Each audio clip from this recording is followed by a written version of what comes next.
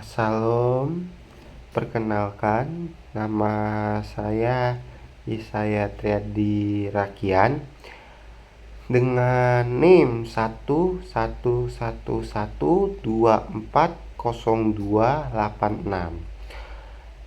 dan saya dari kelas A dan saya di sini akan menjelaskan materi pertemuan 5 dan 6 di mata kuliah Hukum Internasional.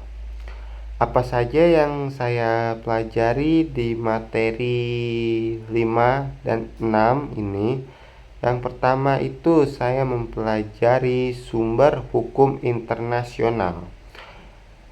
Terus ada sumber hukum internasional, teori hukum internasional, dan pandangan para ahli. Yang pertama itu ada sumber hukum internasional. Sumber hukum internasional itu sumber-sumber yang digunakan dalam pembentukan dan penerapan yang mengatur hubungan antara negara dan subjek hukum lainnya. Dan hukum internasional juga diatur dalam pasal 38 ayat 1 Mahkamah Internasional, dan Mahkamah Internasional itu mengakui 4.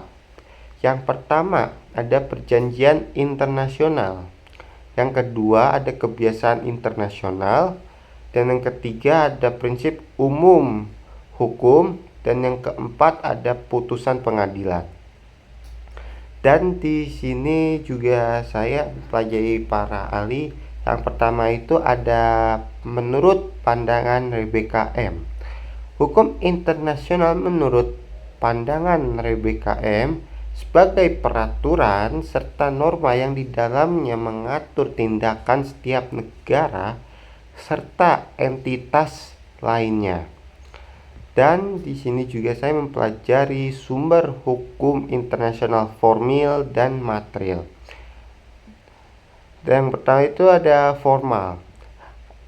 Formal itu sumber hukum internasional formal, adanya proses formal yang diakui metodenya oleh institusi yang berwenang menerbitkan ketentuan yang mengikat yang biasanya diterapkan dalam sebuah sistem hukum tertentu.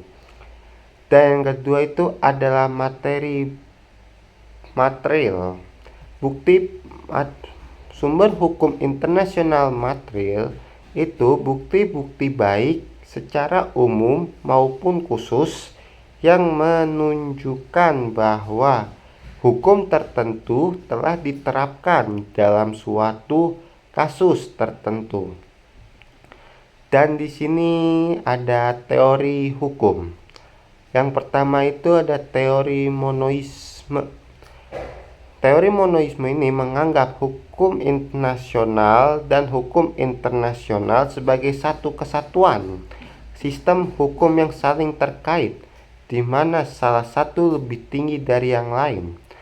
Dan yang kedua itu ada teori dualisme, menganggap hukum internasional dan hukum nasional sebagai dua sistem hukum yang berbeda dan terpisah. Dan di pertemuan ke-6 ini saya juga mempelajari ada perjanjian internasional, status Mahkamah Internasional, dan apa itu ICJ. Oke, yang pertama itu perjanjian internasional. Perjanjian internasional itu memiliki peran yang sangat dalam di hukum internasional. Dan peraturan internasional itu memiliki berbagai terminologi lain seperti treaty, international agreements, general acts, dan charters dan status, dan berperan sebagai suasana untuk meningkatkan kerjasama internasional Dan kelebihan perjanjian internasional itu adalah hukum kebiasaan internasional yang sifatnya formal. Dan yang kedua itu ada status mahkamah internasional. Tata cara pemilihan hakim oleh Majelis Umum dan Dewan Keamanan PBB. Terus ada masa jabatan hakim itu ada 9 tahun. Dan struktur kepemimpinan seperti presiden, wapres, dan register. Dan ke tempat kedudukan ICJ. Apa itu ICJ? Dapat memberikan pendapat, nasihat atas permintaan organ PBB atau yang disebut badan yang berwenang. Terus mengatur cara amandemen terhadap status ICJ melalui prosedur amandemen PBB. Urutan penyebutan sumber hukum dalam Pasal 38 ayat 1 Piagam Mahkamah Internasional tidak menunjukkan urutan penting sumber hukum sebagai hukum formal, tapi Pasal 38 mengklarifikasikan sebagai hukum internasional formal ke dalam dua bagian, yaitu sumber hukum pokok bagi pembentukan hukum internasional.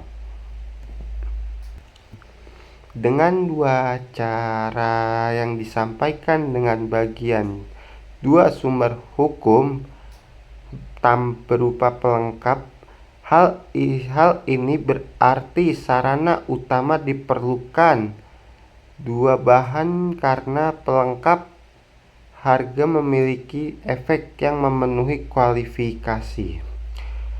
Mungkin segitu saja materi yang bisa saya sampaikan di pertemuan 5 dan ke-6 ini. Bila ada salah kata saya mohon maaf. Saya akhiri. Salam semuanya. Terima kasih sudah menonton.